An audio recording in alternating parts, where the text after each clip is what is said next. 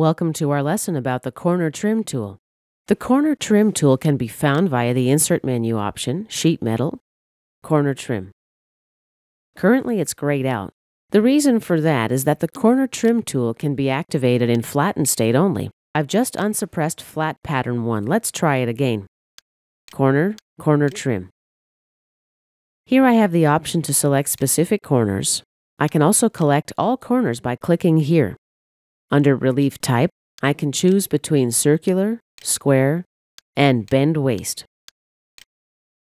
For my example, let's use circular.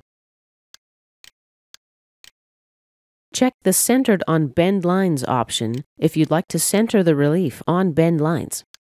Here we specify the radius of the circle, or check here to apply a ratio to the thickness. Below, we enter the ratio value.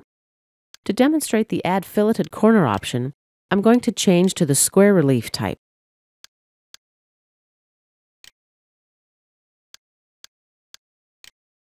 We can also apply the Break Corner Side selection. Click to activate it. Now we can select corners. We can select all corners or internal corners only. We can also specify the break type, chamfer or fillet. In this field, we specify the distance for the chamfer or the radius of a fillet. At this point, I'm going to click OK. Notice that in the Feature Manager tree, the Corner Trim feature appears under the Flat Pattern feature. This means that the corner trim will apply only in flattened state.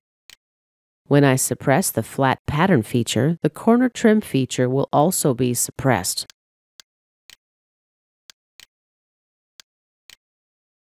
This concludes our lesson about the Corner Trim tool.